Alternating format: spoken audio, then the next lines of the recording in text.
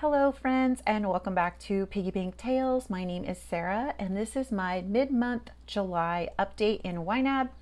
Today I'm going to be updating my retirement balances. We'll be looking at some budget wins. I'm also going to look at some untouched categories.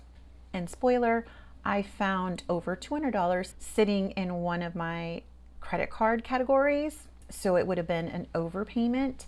Let's get into it. Okay, so first I'm just going to do a quick overview of my retirement balances. This is the way that I update my retirement balances is I will click on the account. So I have mine under tracking. I don't have it like under a bank account or anything like that. I have it as a tracking account. And let's say I want to find out how much I've been earning in my traditional IRA. So I would click on this. And this is what I did for today is I would click reconcile. It's going to ask me if this is the correct balance.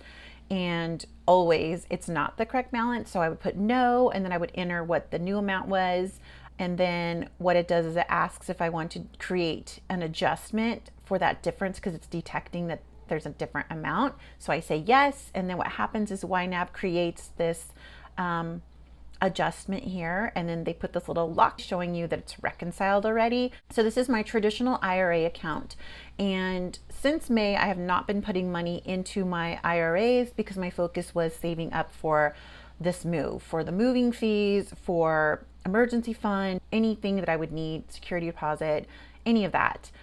So I was not putting money into my traditional IRA or my Roth IRA. But since April was the last time I invested in this account, it's managed to earn $454. And then clicking on my Roth IRA, this also has not been, I've not been investing in it since April. And this has managed to earn $899.45 since that time. My 401k, this is something that I have been contributing to. I always do the 3% so I can get the match from my work, even though I wasn't trying to devote any money to my retirement since this move. I was not going to obviously stop my 401k deposits. This is interest plus the money I've actually invested into it since April. You can see this is the last time I updated it was May 30th. So since April. It is at $1,711.18 more.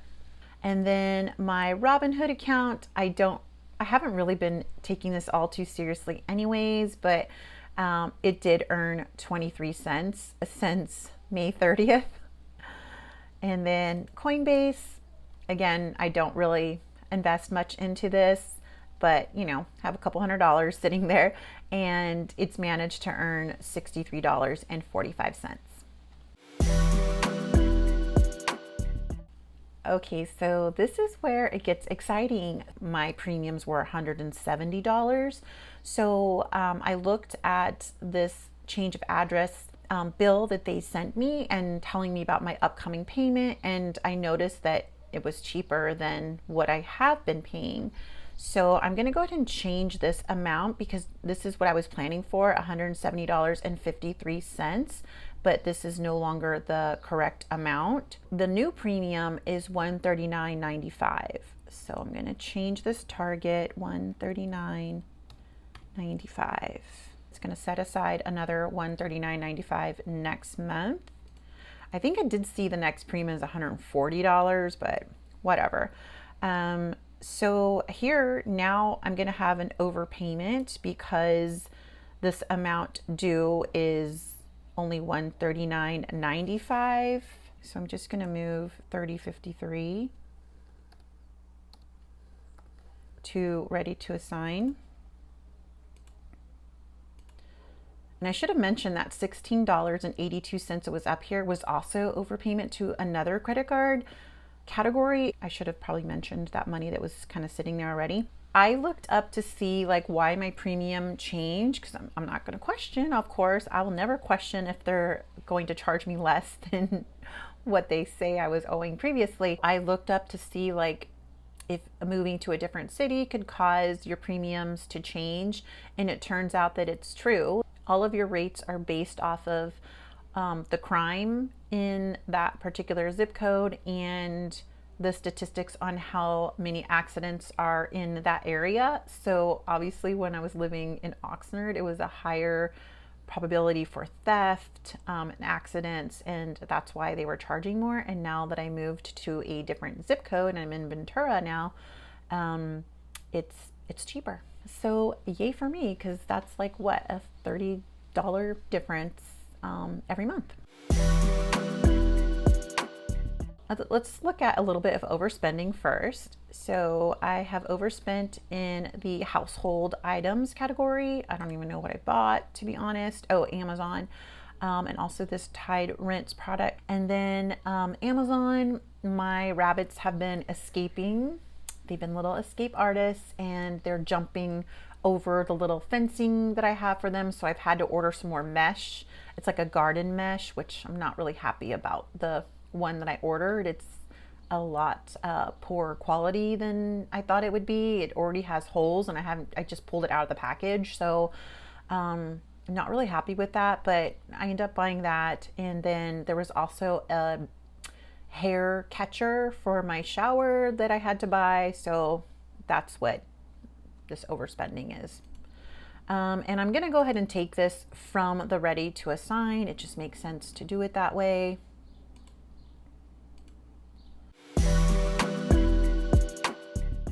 And then now I want to look at some categories that I haven't spent from yet. So what I'm looking for are areas that I have money and haven't really spent much from it.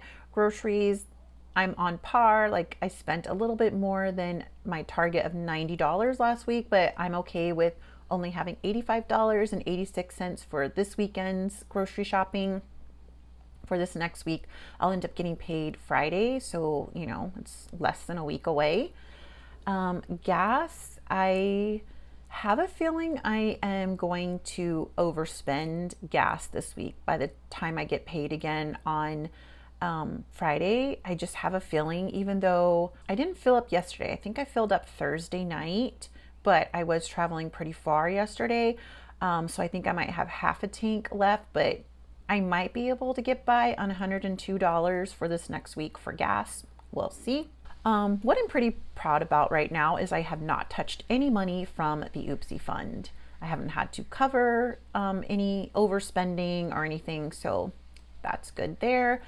I also have not spent any money from this IKEA folding chairs category, which I need to change this title because it's probably not going to be the IKEA folding chairs. I think I'm going to change this because I don't even think I want to buy any of these folding chairs anymore, because I'm just like, where am I going to put these chairs at? The IKEA shelves, like, I don't need any more shelves.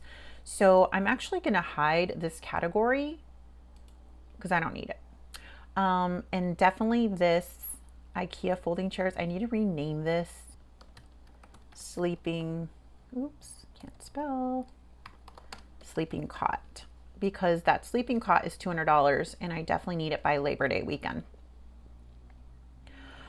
And fund holding, I did spend. So my landlords they're just like amazing people, and they have been telling me about this taco food truck. Every Friday they do $1.25 tacos, and you really cannot beat that. I mean, they're tiny, they're like really small street tacos, but it's such a great deal, and they were really good.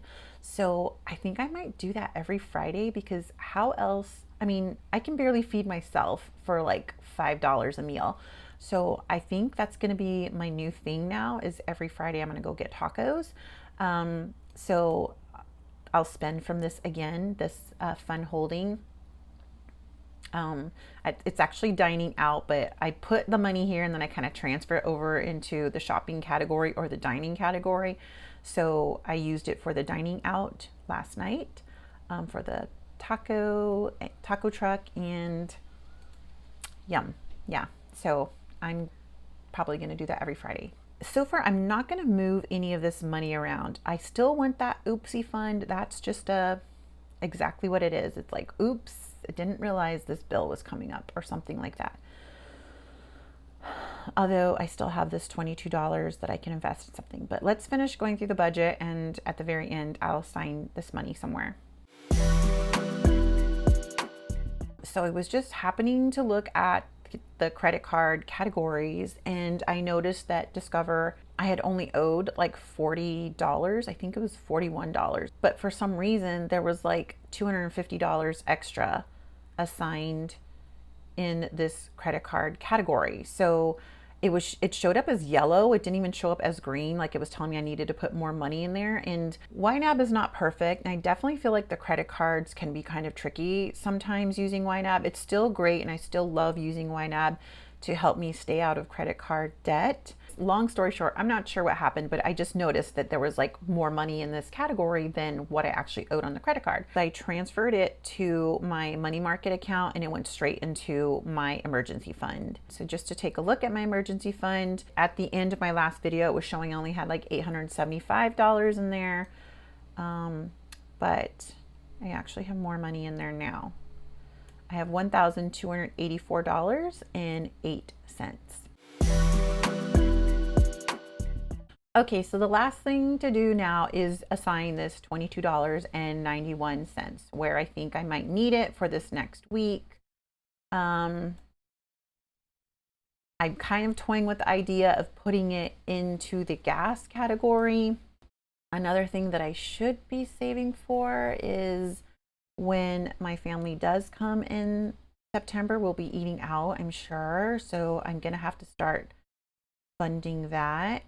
I think I'm gonna put it under gifts because I have a feeling it's gonna be like going out with my family and stuff. And I think that if I put it under dining out, I'm afraid I might spend it. Then another category, maybe I'll think twice. Let's just put it here. I'm gonna put it under dining out, $22.91. Okay, so all money is assigned. So that's it for my mid-month check-in. Thank you so much for watching.